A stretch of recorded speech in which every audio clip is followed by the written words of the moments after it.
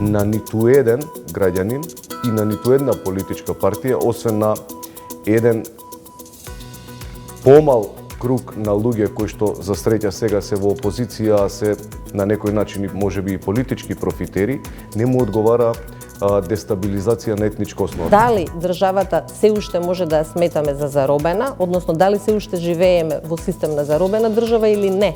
Според мене тоа е клучното прашање. Јас малку и го проширувам опсегот. Јас сметам дека не само што се уште живееме во заробена држава, јас сметам дека живееме во заробено општество.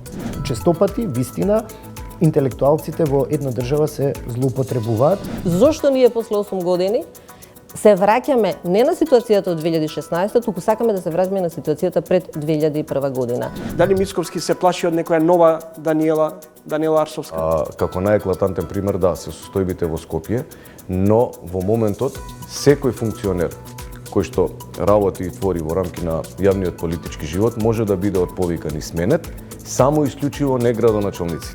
Дали сега веќе во партијата расте внатрепартиската битка помеѓу Златко Перински и Орце Ѓорѓиевски за еден градоначалник на Скопје? Ниту јас, ниту колегата кој што го споменавте, ниту па било кој друг има право да монополизира еден ваков процес.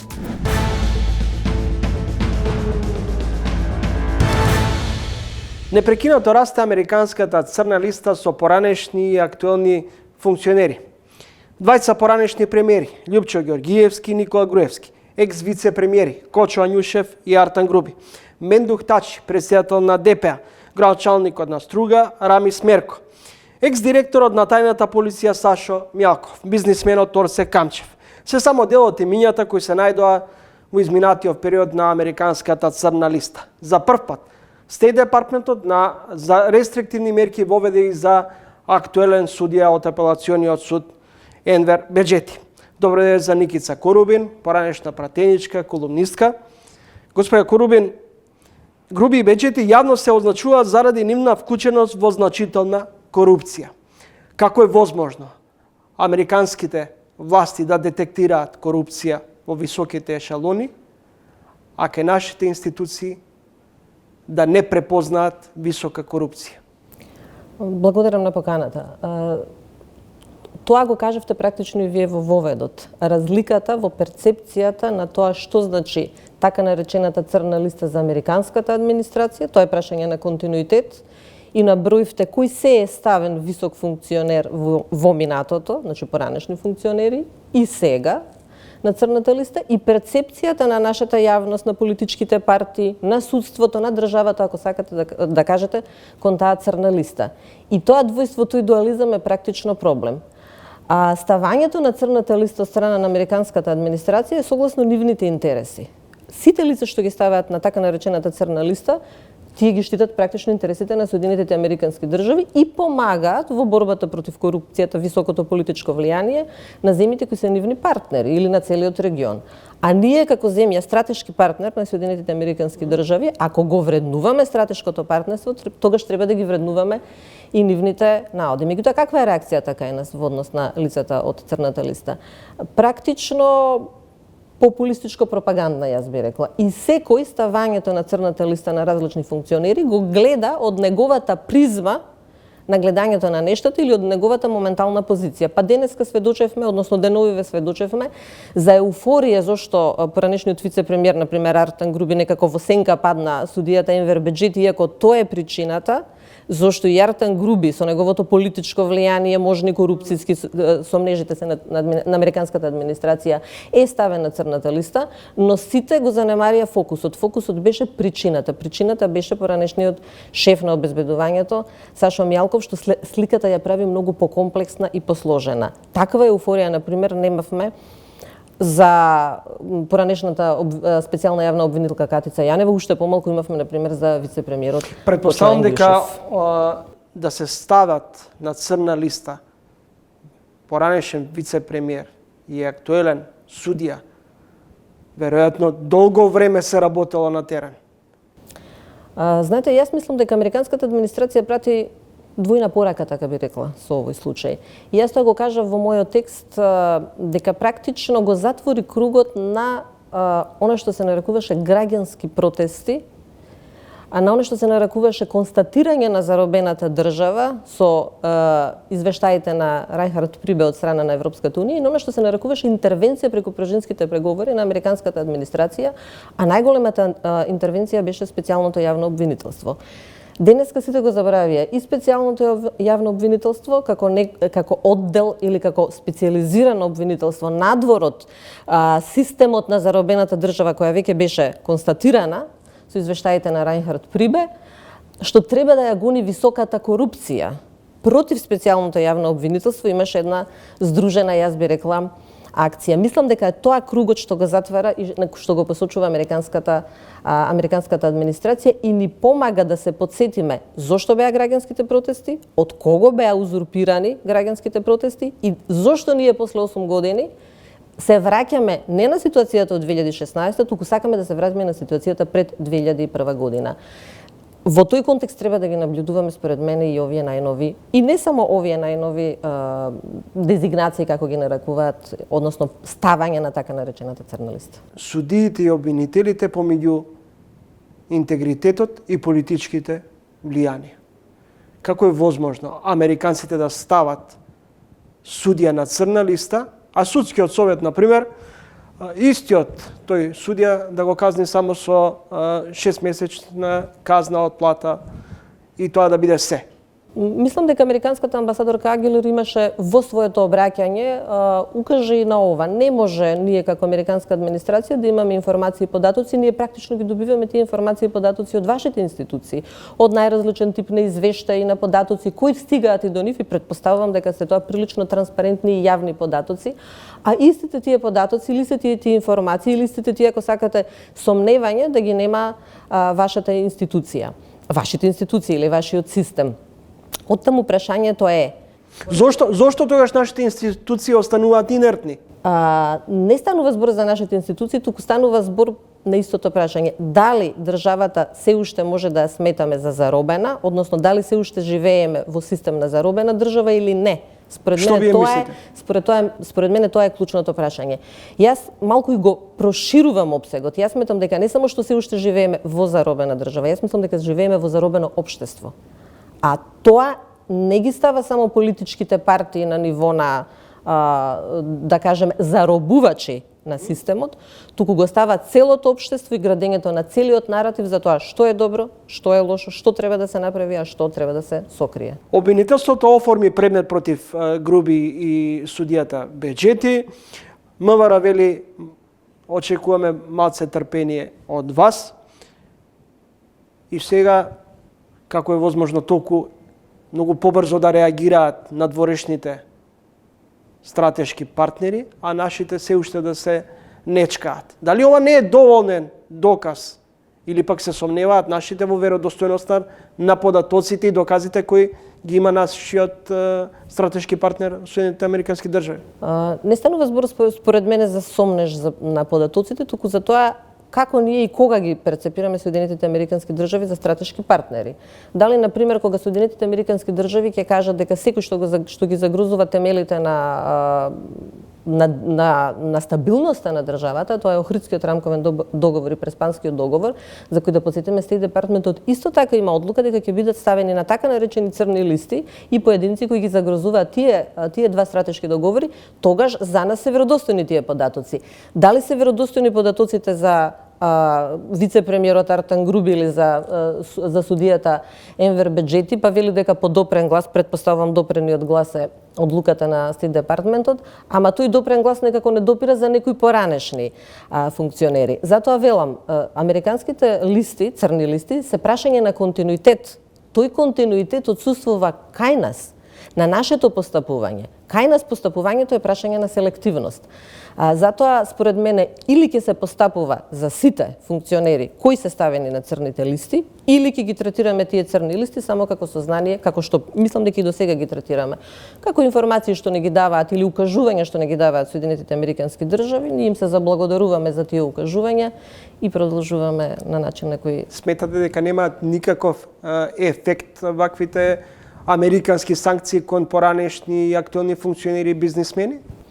Знаете, тие санкции се однесуваат на Соединетите Американски држави, забрана за влез во Соединетите Американски држави, забрана на држење на сметки, забрана доколку се работи за правни лица, забрана за тргување и така натаму. Значи, изворно црните листи се однесуваат на заштита на интересите на Соединетите Американски држави. Тие служат само за да укажат дека нешто се случува кај вас. А тоа кај на што се случува треба нас да не интересира, ние треба да ги штитиме нашите сопствени интереси и со и без црните листи. Механизми постојат секакви. Еден од механизмите беше токму и дополната на законот за рестриктивни мерки, каде што ќе може не само од сознанијата на Соединетите Американски држави, туку и на другите партнери земји од Европската унија, Обединетото кралство и така натаму, да превземаме и информации и сознание или да постапуваме веднаш во однос на санкционирање на лица кои се ставени. До неодамна лидерот на Дуи Ахметија и генерално партијата заговараше ветинг на сите функционери со меѓународна поддршка и наблюдување. Многу често играа на картата дека се што е против Дуи всушност е антиалбанска политика. Деновиве груби соопшти дека се повликуваат политичкиот и јавниот живот. Дали е тоа спротивно на тврдењата? До денес бевте наши стратешки партнери, а сега се сомневаат веќе во веродостојноста и ставовите на САД кон нив. Знаете, прашањето на ветингот е прашање на индивидуализирана вина. И според мене така и треба да биде. Не може ние да колективизираме вината и да кажеме Дуи е криминална партија или не знам СДСМ е криминална партија или ВМРО е криминална партија, како што е реториката во однос на Дуи. Ветингот е индивидуализирана вина. Повлекувањето на Артан Груби, неговото доброволно повлекување е добар чекор на крајот на криштата. Тој се повлекува од политичкиот живот, се повлекува од јавниот живот. Не сметам дека тие на никој начин ги негираа, како да кажем, ги отфрлаа сознанијата на Соединетите Американски држави и не видов дека и никој ги отфрли на некој начин. Го отфрли и нивните сознанија и нивното партнерство. Меѓутоа, антиалбанството за кој говорите, делумно е поврзано со Дуи, меѓутоа тоа за жал е изворен наратив кој наменски се гради во македонската јавност, со или без Дуи. Дуи е сега таргетот, а зошто е Дуи таргетот е прашање на каде оди државата или каде треба да остане. Која подгрева тогаш таа антиалбанска политика?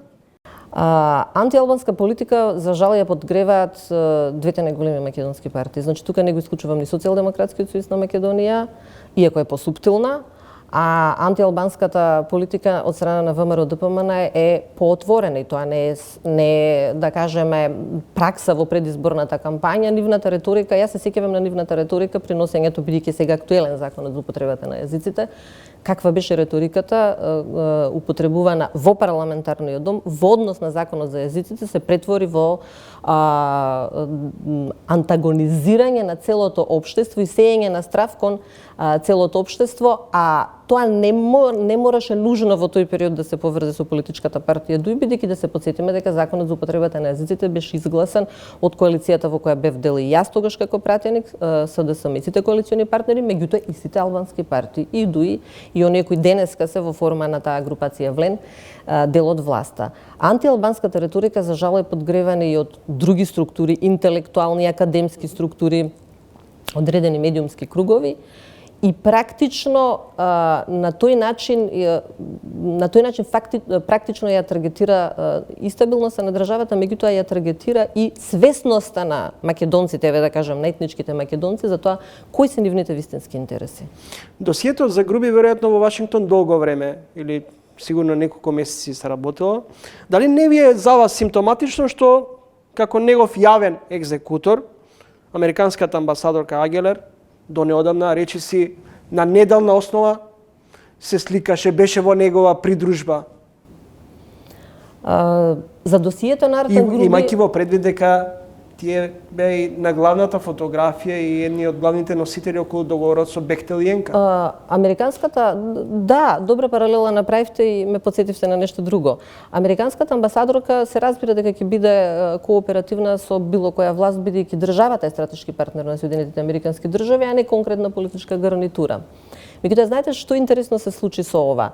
Практично составањето на црната листа на вице-премиерот, поранешниот вице-премиер Артан Груби и висок политички функционер кој беше секако таргет на тогашната опозиција, сегашна власт ВМРО ДПМН и на поранешниот судија, причината, и на сегашниот судија се извинувам Беџети, причината поради кој тие се ставени, ја тоа го кажав метафорички, е дека делото кое го направило предпоставеното дело на политичко влијание, примање на подкуп и слично, е поради заштита на изворно македонски криминал, односно криминал или кривичен прогон на функционер на сегашната власт, на ВМРО ДПМН. Тука нема збор за криминал поврзан со Бехтел и ЕНК, бидејќи сатанизацијата на политичката партија ДУИ беше по сите основи дека е таа криминализирана. Зборувате за ДУИ криминализирана, и едните и другите, говорам и СДСМ и ВМРО, ја поздравија одлуката на стратешкиот партнер Соединетите Американски држави, а и двете партии, речиси идентичен период беа во владина коалиција со интегративците. Апсолутно, затоа јас велам дека да, критиките дали една политичка партија или поединци се криминализирани може да дојдат од страна на граѓаните, може да дојдат од страна на медиумите да изразат сомнеш. Меѓутоа не може да дојдат од страна на политички партии кои имаат прилично сличен начин на делување, јас тоа го нарекувам еден партократски начин на заробување на државата, партизација, ако сакате, на институциите, и тоа ги прави некредибилни критикувачи во однос на другите. Значи, не може ДУИ како политичка партија да биде ништо помалку или повеќе криминализирана, предпоставена криминализирана, од што би биле политички партии кои се разбира се многу подолго на политичката сцена и практично го се темелот на она што се нарекува политички живот. Господин Корубин, ултиматуми, закани, заплашување, дури и злоупотреба на деца за политички цели. Веројатно го видовте кадарот на Али Ахмети прегрнат со едно мало дете.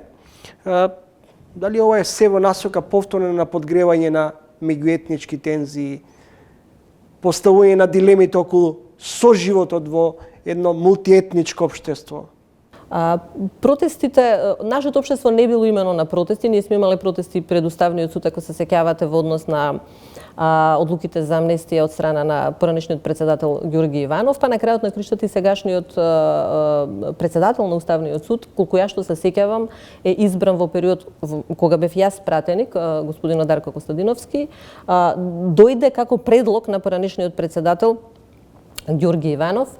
Така што не е Уставниот суд имун на протести. Ниту една јавна институција или ниту една институција на системот не треба да биде имуна на искажување на критика во однос на било кого, во случајов еве на политичката партија ДУИ. Она што за мене е индикативно и жално, јас би рекла, е што на опасноста за Законот за употребата на јазиците реагираат само албански политички партии, а не реагираат македонски политички партии и не реагираат албански интелектуалци, не реагираат македонски интелектуалци.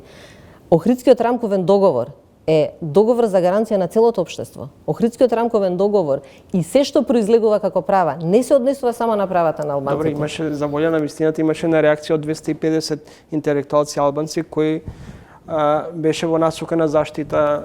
Ама на албанци. Да. Немаше реакција на македонски интелектуалци, немаше реакција на Македонската академија, немаше реакција на нашата интелектуална фела, немаше реакција на невладиниот сектор, немаше реакција на крајот на криштата, немаше реакција на Социјалдемократскиот сојуз, која сега опозициона партија, а која беше таа што го гласаше тој јазик. Се извинувам, Законот за употреба на јазиците. Дали препораките од Венецијанската комисија во делот на одредени измени во одредбите од Законот за употреба на јазиците всушност ја разгорува дилемата околу двојазичноста? Најпрво, Венецијанската комисија во принцип го фали законот, не го куди законот. Таа дури ја фали државата што има права повисоки од некои европски норми. И неспорно е дека албанскиот јазик е втор службен јазик. Тоа е уставна категорија од 2001 година, тоа не е регулирано со Законот за употреба на јазиците ексклузивно во 2019 година, туку Законот за употребата на јазиците само го имплементира она што требало да биде имплементирано многу порано. Уставот вели дека албанскиот јазик е втор службен јазик на целата територија на државата со исклучок на меѓународните односи. И Венецијанската комисија во своето мислење го констатира токму тоа. Она на што реагира Венецијанската комисија е дали законот за употреба на јазиците ќе може да биде ефективно применлив, а не дали треба да биде применлив. И тоа во сферата на правосудството, во сферата на здравството, во сферата на администрацијата, дали индивидуалните човекови права, односно на граѓаните, би можеле да бидат забавени, загрозени, со одолговлекување на судски постапки, со дали тие може да добијат во секој момент здравствена помош, здравствена заштита. Значи, зборува за техничките карактеристики на законот, а во ниту еден момент не ја спори суштината на законот. Само делегитимирањето на уставните суди да го заштите од уставно загарантираното право за употреба на албанскиот јазик како службен јазик преку под наводници барање помош од странски експерти е всушност најголемата политизација на уставниот суд, која тие гласно ја префрлаат кон другите. Па ако тие самите не се утврдени во собствената стручност и непристрасност, зошто граѓаните би биле уверени во нивната? Дали всушност уставниот суд привремено купи мир во насока малце да стивнат политичките тензии, што е помалку симптоматично. 5 години чекаат за да седнат на маса, а сега најавуваат првично дека таа тема повторно веројатно ќе се отвори напролет. Јас напротив мислам дека купија време не за да купат мир, туку за да ја продолжат тензијата. Мислам дека Уставниот суд требаше, тоа е моја перцепција, се разбира, има собствени аргументи зашто тоа не го направиле, меѓутоа мислам дека требаше да донесат одлука дека апсолутно е во согласно со Уставот и да препорачат доколку сметаат дека некои членови на законот се неприменливи, недоволно применливи, да интервенира на нив собранието, законодавниот дом, како што практично беше и барањето. Барањето на државата беше токму тоа, не дали е, односно барањето до Венецијанската комисија, не дали е законот уставен или не, туку дали има применливост или не во сите своји членови. На тој начин мислам дека барајки второ мислење од Венецијанската комисија, барајки отворена седница каде што сите практично подносители на представки, најголемиот дел бараат укинување на законот во целина или укинување на делови што се клучни од законот, практично ја држат отворена тензијата која треба да биде затворена. Ние дискутираме дали Уставот се применува или не. Ние преку законот за употребата на јазиците практично го проблематизираме Уставот и го проблематизираме според мене Охридскиот рамковен договор.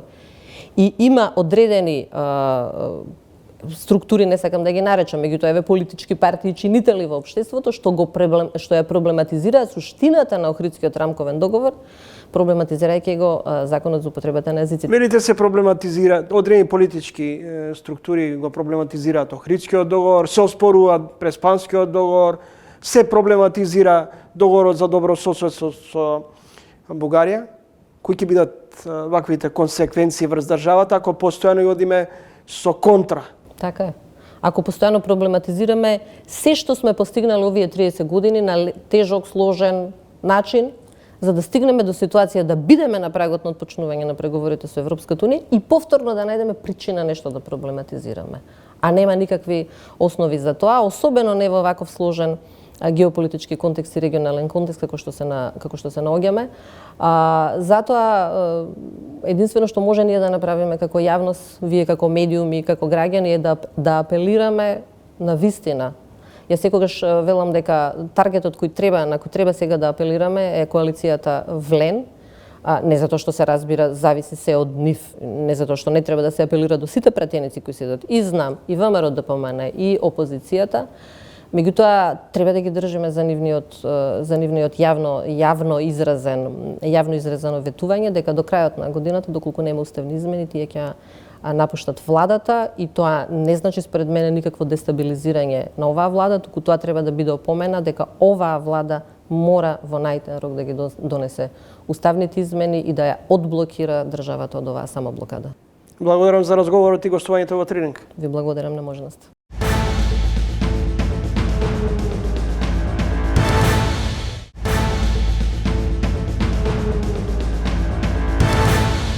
Локална власт избори до година.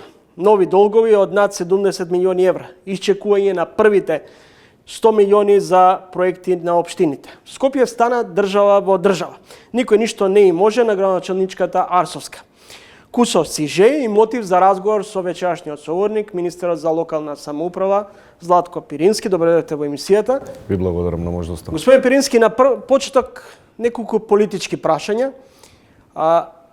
Законот за употреба на јазиците ставен на стендбај, веројатно ова тема ќе биде отворена на пролет.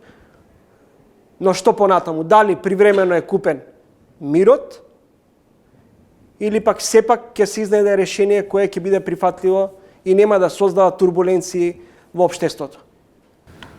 Па знаете како, Уставниот суд е темелот практично кој што треба да ја цени уставноста, законитоста и пред се правата и слободите на граѓаните и така треба да се пристапува од наша страна кон него и од негова страна кон нас. И навистина она што го видовме во изминатите денови, сите оние политички притисоци, ајде би ги нарекол така, мислам дека беа одвишок и беа тотално непотребни. За мене е императив граѓаните да сватат дека системот полека почнува да функционира. Ние сите сме сведоци дека во изминатите 7-8 години таа слика на функционален систем не можевме да ја видиме и впрочем затоа беа бројките такви какви што беа на последните избори. Во суштина ние како граѓани треба да сватиме и видиме и системот да ни го докаже тоа дека системот работи и функционира во наш интерес, а не против интересот на граѓаните на оваа држава. И ја немам што повеќе да додадам затоа што не би сакал да направам било каков политички притисок кон носењето на одлука на Уставниот суд. Она што го видовме изминатите денови, а кое што беше интерпретација на Демократската унија за интеграција, на вистина на некој начин, еве најблаго кажано, беше неодговорно, затоа што во моментот на ниту еден граѓанин и на ниту една политичка партија, освен на еден помал круг на луѓе кои што за среќа сега се во опозиција, се на некој начин можеби и политички профитери, не му одговара дестабилизација на етничка основа. Од позиција на власт, овој период молчите околу законот за употреба на јазиците, а да ве подсетам 2018 година, од позиција на опозиција поднесовте 35.000 амандмани во собранието во однос на овој закон. Зошто сега немате забелешки во однос на употребата, например, на албанскиот јазик, во однос на двојазичноста на униформите? Сите тие работи кои што се случува во минатото се завршен процес, нели? Самите рековте дека се поднесува амандмани и така натака, но законот помина на овој или на оној начин. Сега е наред Уставниот суд да каже дали е поминат во уставна, во законодавна процедура и што понатака. Не можам да се согласам дека молчиме, едноставно не сакаме да има да биде сватено како политички притисок врз основа на одлуката која што би требало да ја донесе Уставниот суд. Значи, навистина е коректно од наша страна. Американските санкции кон поранешен висок функционер на владата и судија од апелациониот суд, како ги доживувате, како удар врз македонскиот политички естаблишмент директен и кон порака до македонските правосудни органи дека не си ја извршуваат обврската за што се всушност платени? Знаете како ние во изминатите неколку години она што го говоревме дека судскиот систем практично не функционира за жал. И она што на почеток ја го споменав, а тоа е во делот на системот и грижата на граѓаните, значи државниот систем, државниот апарат и грижата кон граѓаните не е на соодветно ниво. Тоа се покаже и докажа со овие две одлуки од страна на Стејт департментот. Навистина е поразително за еден судски систем кога во оваа држава практично све се знае, да вие немате аргументи тоа да го превенирате, да чекате на стратешки партнер да ни презентира одредена состојба. Јас ја поздравувам одлуката и практично можам да ја констатирам дека ова е и на некој начин и потврда на сите оние заложби кои што ВМРО ДПМН ги избореше не само во предизборието, туку и неколку години наназад. Ова го чувствувате како своевидна сатисфакција како партија? Апсолутно не, нема сатисфакција за вакви работи. Јас само се трудам да кажам дека треба системот да си ги детектира своите слабости и да профункционира и да не чекаме од странските партнери да ни ги декларираат работите кои што ние како држава, како систем треба да ги спроведеме во целост. Јас не можам да се ситам на некоја одлука која што уште е докажана или не е докажана во рамките на нашите судски институции, но едноставно треба да биде повик за будење. Мислам дека ќе се согласите со мене, затоа што онаа одлука која што ја базира Стеј департментот сигурно е базирана на докази. Тогаш како е можно нашиот судски систем во изминатите години тоа на тие работи да бил резистентен? 250 интелектуалци албанци со писмо се бране со писмо да ја бранат јазичната рамноправност. Пред 2 години околу 100 македонски научници против договорот со Бугарија. Дали патриотизмот или национализмот го поматува рациото? Добро прашање. Патриотизмот е секогаш добре дојден. Но мораме сите ние да бидеме свести дека функционираме секојдневно и работиме под кровот на една држава, тоа е Република Македонија. Сите граѓани во оваа држава се рамноправни. Оние политички театри и циркузи кои што ги гледаме на дневна основа, базирани на етнички теми, одговараат само и исклучиво на политичките елити кои што, фала му на Бога, сега се во опозиција. И не заради тоа што им мислат добро на своите сограѓани, туку заради тоа што се трудат да го сочуваат и спасат оној политички капитал кој што го имаат стекнато во периодот додека беа на власт. Свесни сме дека со вакво функционирање на системот, ова е лимитот. Понатака не може. И секогаш ќе бидеме загушени во маглата. Пред да се префрлиме на локалните теми и предизвици, уште едно прашање. Сте завршиле ДИФ, факултет за спорт, физичка култура, каде сте се, а потоа сте се дообразувале на Универзитетот за туризам и менеджмент, сегашен Универзитет Скопје, каде што се доедуцирал и актуелниот сега директор на Агенцијата за национална безбедност Бојан Христовски. Јас не знам кај има магистрирано Бојан Христовски на вистина. Јас моите постдипломски студии ги почнав на Институтот за политичко-правни истражувања и таму слушав 4 семестри и повеќето од пола предмети ги положив таму. Потоа ги дополагав согласно новите програми, бидејќи знаете дека се скратија предметите во новите програми. Значи јас полагав 2 или 3 предмети само на универзитетот кој што го споменавте. Иначе најголемиот дел од моите постдипломски студии се беше на институтот. Не би рекол дека одредена образовна институција може да ве глорифицира и да ве лансира во политичкиот свет. На крај на денот тоа се политички функции кои што треба да се мерат врз основа на перформанс кој што го давате. И ако граѓаните се задоволни од она што го работите, јас навистина не гледам причина зашто да не бидеме јавни функционери. Долговите на општините и натаму се растат. Сумата се движи околу 70 милиони евра, вклучувајќи го и Скопје. Се очекува веројатно првата транша на парите од унгарскиот кредит за општините. Дали овие финансиски средства ќе обезбедат стабилизација на општините или тоа само ќе биде затворање на финансиските дупки во кои речиси 90% од општините се во була? Оваа влада има навистина зацртано цела, тоа е да продуцира вредности врз основа на парите кои што на оние средства кои што ги дислоцира од страна на централниот буџет. Во минатото се изнагледавме примери каде што централната власт покриваше загуби на локалните самоуправи и јас уште на првото мој интервју кажав дека тоа е според мене исклучително погрешен чекор заради тоа што на тој начин стимулирате неработење, тоест непродуктивност, затоа што сведоци сме дека оние локални самоуправи кои што зедоа од тој колач најмногу средства, сега повторно се горе-доле на исто ниво во делот на загубите, што практично и го потврдува ова моја констатација. Затоа оваа влада одлучи да направи повик за локалните самоуправи кој што е насочен во подобрување на капиталната инфраструктура, која што би требало да создаде вредност во рамки на самите локални самоуправи, но исто така и да го подобри квалитетот на животот на самите граѓани. Зошто не може да се санираат минусните салда на општините и зошто локалните власти не може да бидат само одржливи?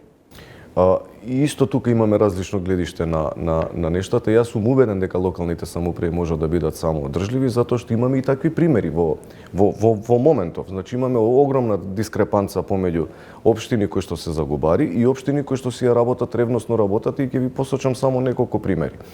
Прво, најголемата грешка во оние општини кои што се загубари е во делот на планирањето на приходите и расходите.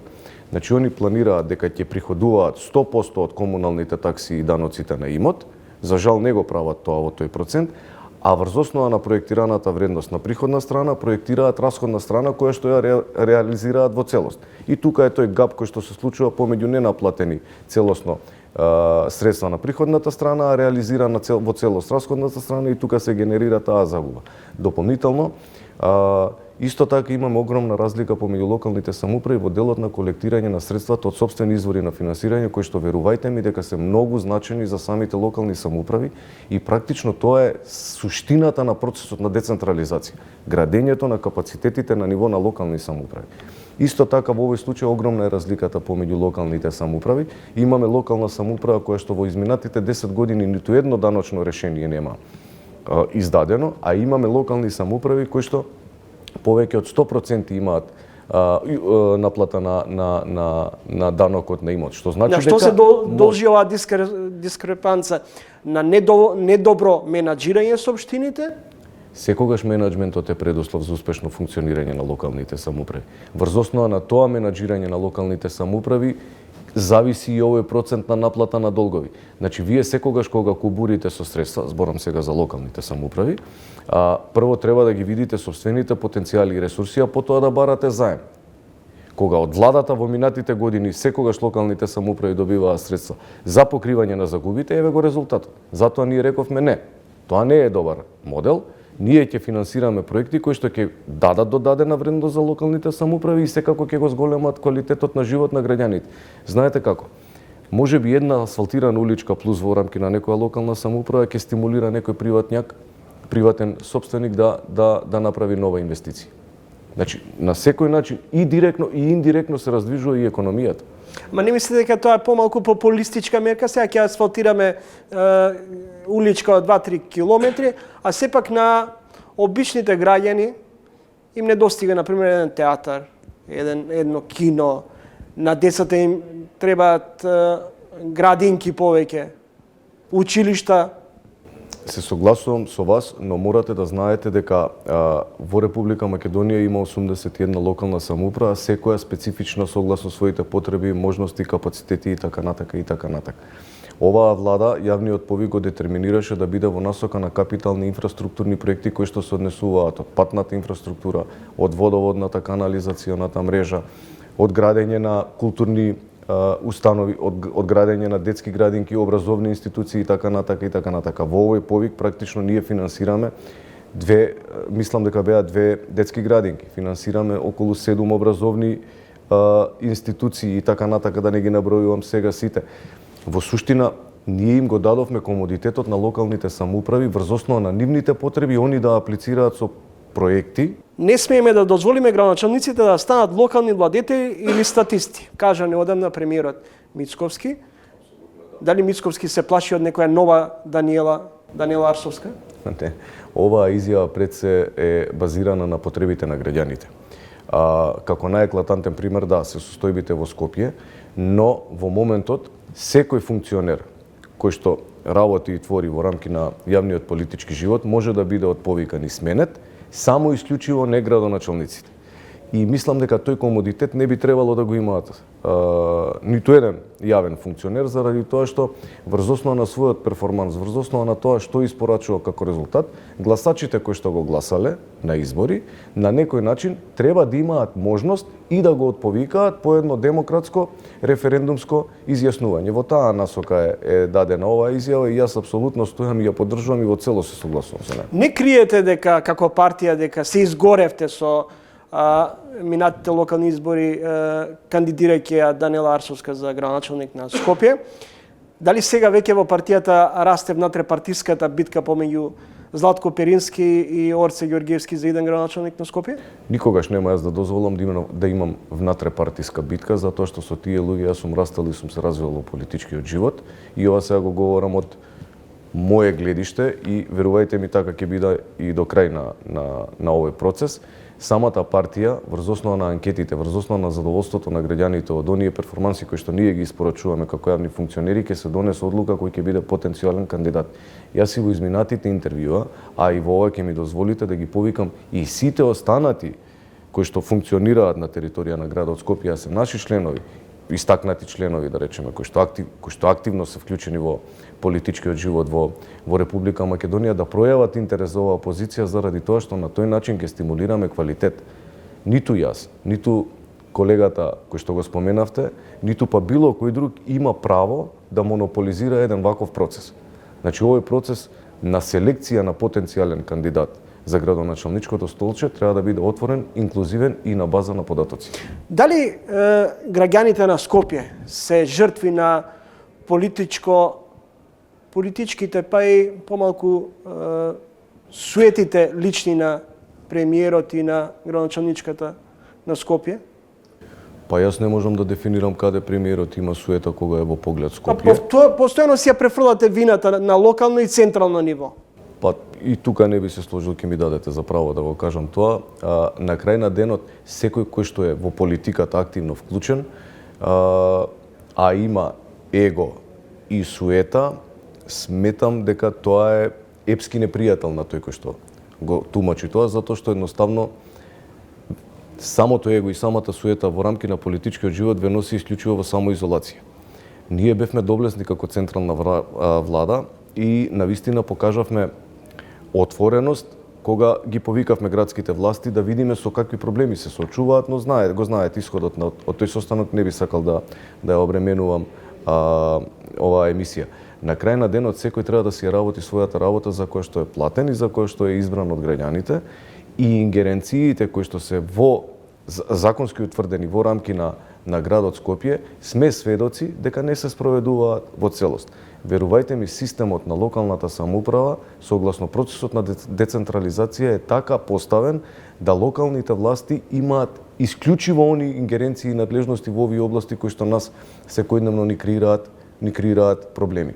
Од централната влада секако понудивме помош кога тоа беше најнеопходно во делот на покривање на нафтените потреби на јавното сообраќајно предпријатие, и исто така се сеќавате дека најавивме интервентна мерка која што би требало да обезбеди 100 до 120 електрични автобуси за сите поголеми градови во кои што има јавен превоз. Но не можеме ние како централна влада да ја работиме дневната работа на градот Скопје и на јавните комунални предпријатија. На крај на денот тоа е исклучиво во нивна надлежност и затоа влеговме во еден процес на измени на законот за локална самоуправа, која што во иднина би требало да превенира вакви несоодветни однесувања. Дали идејата со измените на законот за локална самоуправа е всушност да може да му се прекине мандатот на актуелниот градоначалник?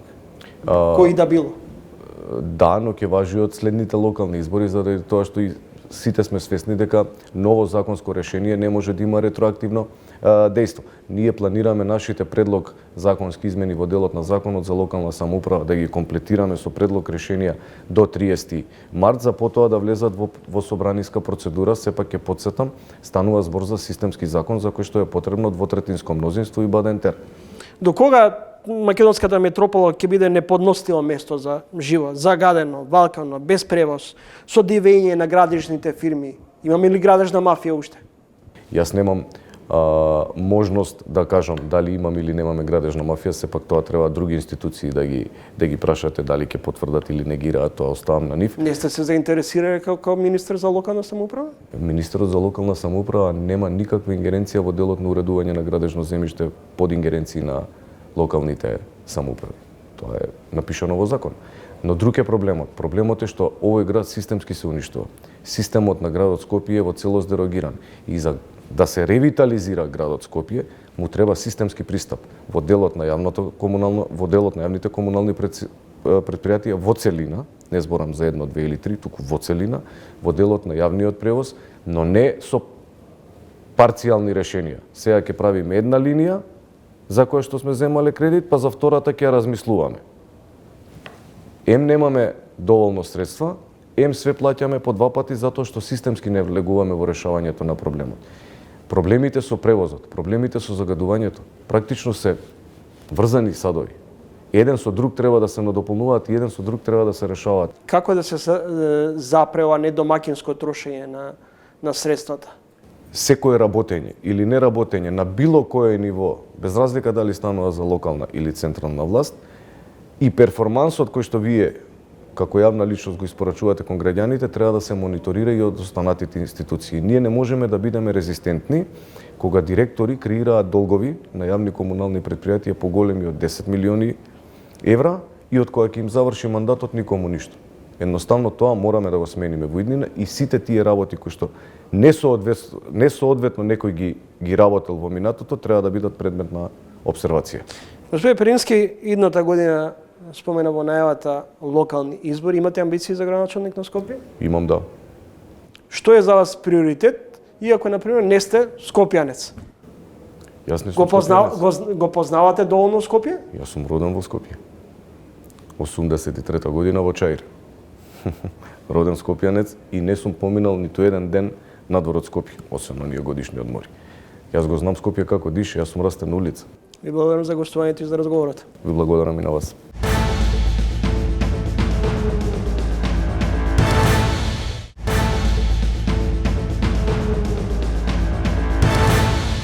Остануваме на темата поврзана со законот за употреба на јазиците, како и проширената и надградена американска црна листа со вице-премиерот Тартан Груби и судијата во апелациониот суд Енвер Беџети. Добро ден за Бобан Карапеовски, универзитетски професор, член на потесното раководство на партијата Знам, пратеник. Господин Карапеовски, со доза на еуфорија, па помалку и циничност ја искоментиравте одлуката на Стейт Департментот, поранешниот вице-премиер Груби и судијата од апелациониот суд Беџети да бидат ставени на црната листа.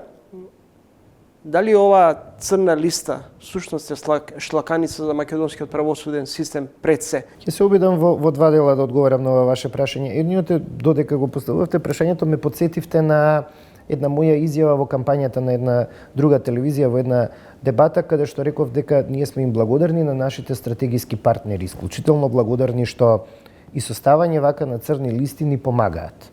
Тоа е сериозна помош и ние сме им благодарни. Но тоа сериозно треба да не замисли внатре во државата како функционира нашиот правосуден систем и како може странска држава, нека и нашиот најголем стратегиски партнер да успее да дојде до таков тип на податоци, а нашите правосудни органи тоа да не успеат да го направат. А кога американската амбасадорка вели дека во Македонија владее епидемија од криминал и дека тоа нема да се толерира, дали всушност тоа е и порака и до актуелната владеачка гарнитура?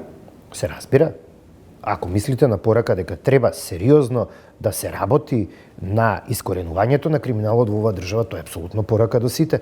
Па, всушност не ни треба американската амбасадорка тоа да ни го каже. Тоа граѓаните секојдневно ни го кажуваат. Ние секојдневно не само што ни го кажуваат, ние сме се соочували или се соочуваме со тоа. Ние гледаме некои такви постапки и сериозно мора да направиме чекор напред на тој план. На анкетите вистина евроинтеграциите стојат високо, проблемите што се појавуваат, оние македонски црвени линии што и ние ги заговаравме во однос на, не знам, јазик, историја и така натаму, високо стојат. Граѓаните се заинтересирани за нив. За економијата се дури и позаинтересирани, но борбата со корупцијата и криминалот е долго време првата тема што граѓаните ја избираат на сите можни анкети или првата тема за која ни се обраќаат. Сега велам, ние го земам предвид и собранието и тие што активно веќе се занимаваат со политика, како најголемиот проблем во оваа држава. И апсолутно тоа е порака и до власта, се разбира дека и до власта да се зафати со решавање на тие проблеми и со процесуирање, односно да обезбеди систем во кој ќе може да функционираат и обвинителството и судството, но и како една препорака да не ги прават работите што претходно се детектирани дека еве тие што се на црната листа ги правеле. Тоа треба да ни биде и аларм. Јас да ве подсетам, господин Карапеовски, до неодамна, многу често, до вчерашниот вице-премиер Груби беше на јавни настапи во присуство на американската амбасадорка. За тоа ќе треба да ги прашате во Стейт департментот. Дали може би сега ги добили информациите, не знам, сега може ние да шпекулираме. Сега ги добили информациите, не знаеле, предходно толерирале од некакви причини, ама тоа е веќе работа, тоа е веќе нивна работа. Кои се според вас спорните елементи во законот за употреба на јазиците? За кои се дигна голема врева?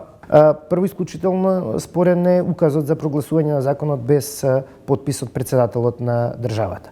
Седно што тој има обврска во определен временски период да подпише.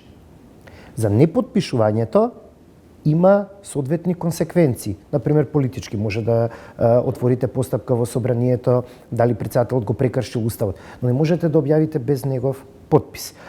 Таму има и други некои формално правни работи, но јас не би навлегувал во формално правните. Зборувам од чисто јазичен аспект. Вие да внесете во една држава апсолутна двојазичност и тоа да го направите преку ноќ, без да дадете извесен период во рамките на општеството и на институциите да се приспособи, тоа е непримиливо. Не можете степенот на комуникација да го издигнете на соодветно рамниште ако тоа го направите преку ноќ. И тоа се всушност забелешките, особено во судскиот систем на Венецијанската комисија. Во однос на албанскиот јазик, дали вие како партија ќе поддржите, кога ќе дојде време за промена на уставот, бришење на формулацијата која стои во моментот во уставот 20%, на што инсистираат вашите коалициони партнери Вреди, но и останатите партии од албанскиот блок? Можам да ви кажам дека ако уставот се отвора, тој треба да се отвори само за она за што е примарно во овој момент, а тоа се евроинтеграциите, и таму имаме низа забелешки, ги знаете нашите ставови, може би ќе се вратиме на таа тема, но не би било пожелно во првото следно отворање на уставот врзано со евроинтеграциите условно да се условно сватете го овој збор, може би е претен да се шверцуваат или покрај евроинтеграциите, покрај потребата за евроинтеграции да се ставаат и други прашања што би се отвориле заедно со ово отворање на уставот и на тој начин да биде условено или условен евроинтеграцијскиот процес и тие измени на уставот со низа други барања. Господин Карапеовски, вашиот лидер Димитриевски, Максим Димитриевски, во јули се закани дека ќе ја напушти владината коалиција, ако уште еднаш ќе види дека министри од редовите на Вреди пред себе го постават албанското знаме. Потоа многу брзо ретерираше, се пишмани човекот во однос на употребата на албанското знаме. Дали ова неконзистентна политика на вашата партија всушност е опипување на пулсот, на издржливост на Мицковски да ве толерира во владата, или пак се уште имате добри релации со Мицковски, а сепак имате некаков анимозитет кон другиот коалицијски партнер Вреди? Ние немаме анимозитет кон никого и не би рекол дека тоа е неконзистентност. Не знам дали потоа се случила таква координација на министрите во владата со знаме. Јас барем немам видено. Би требало да имало такво нешто уште еднаш, па ние да не сме реагирале на тоа. Но, како и да е, Максим Димитриевски, председателот на движењето Знам за наша Македонија, ја даде таа изјава сакајќи да потенцира дека во оваа држава треба да се почитуваат уставот и законите. Законите се јасни како, каде се истакнува знаме и се употребуваат знамињата и државното и на заедниците. Така што не би рекол дека има некаков анимозитет. Ние просто апелираме кон тоа државното знаме, знамето на Македонија да биде соодветно истакнато така како што пропишуваат уставот и законите. Дали е провокација или несвесен потек на вашиот лидер Димитриевски да оди на промоција на книга каде се честува, односно се промовира книга Она терористичка паравојска во Македонија, каде всушност се оцрнува она. Како што знаете, и генералниот секретар на Обединетите нации во тоа време Џорџ Робертсон рече дека она е терористичка организација.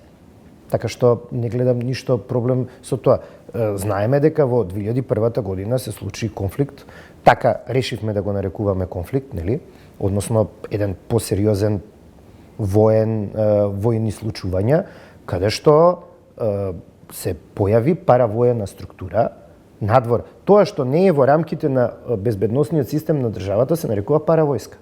И таа паравојска користеше и терористички начини на действување. Така што ако е проблем насловот или ако се проблем внатре, јас не сум ја прочитал таа книга, не можам сега да ја рецензирам, да ви кажам што има внатре конкретно, но предпоставувам и Димитриевски не ја прочитал пред да оди и не се појавил таму како рецензент на книгата и дека 100% ако одите на некоја промоција се согласувате, може би се согласува, може би јас се согласувам, не знам, ја немам прочитано, но ако е проблем насловот дека тоа е терористичка формација и паравојска, тогаш имаме проблеми со Џорџ Робертсон.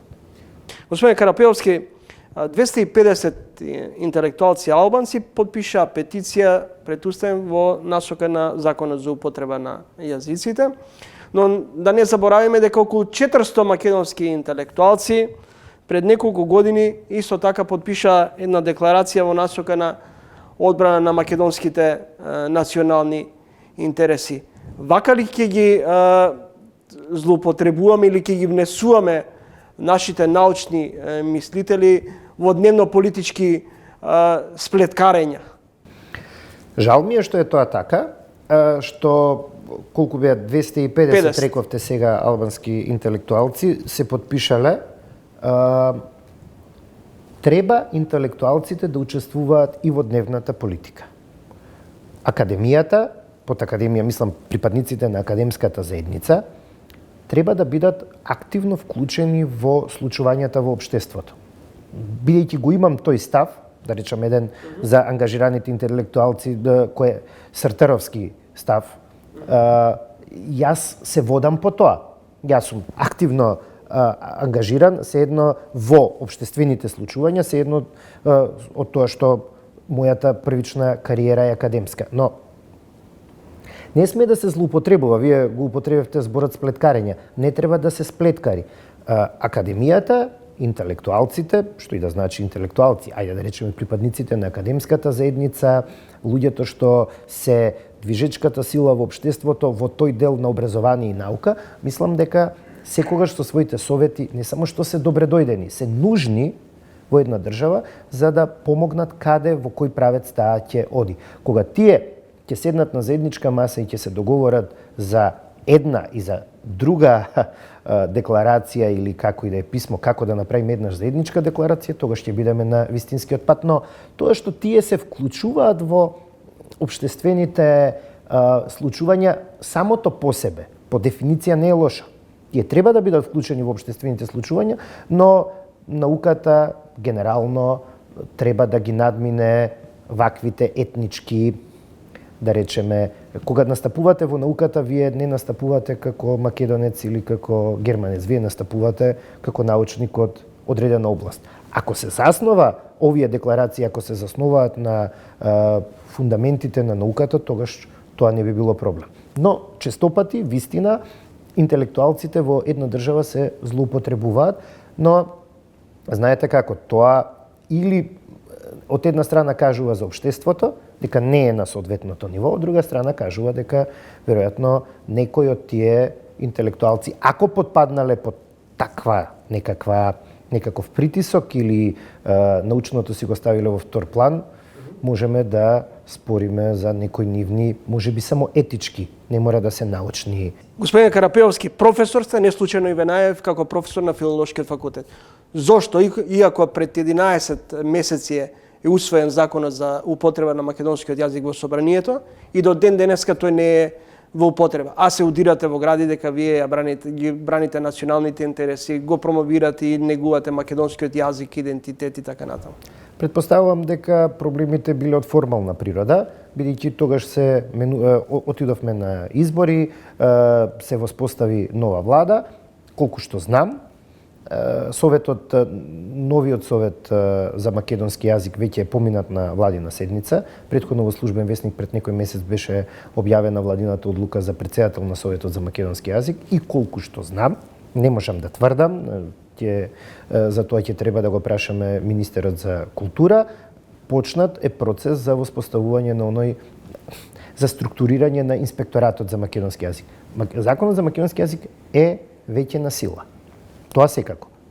Така како што е вакацио легис тамо колку дена, тој е влезен веќе во сила со објавувањето или 8 дена колку и да е по објавувањето. Но исто како што зборувавме за законот за употребата на јазиците, така и за законот за употребата на македонскиот јазик.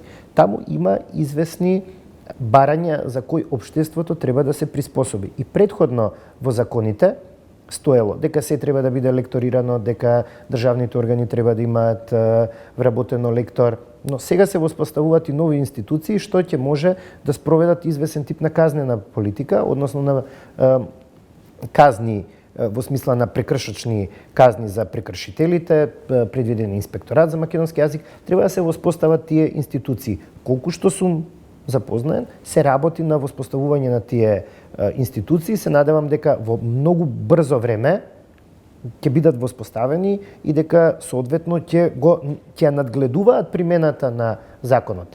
Благодарам за гостувањето во емисијата. Благодарам и вам. Бобан Карапеовски, актуелен пратеник, професор на Филолошкиот факултет.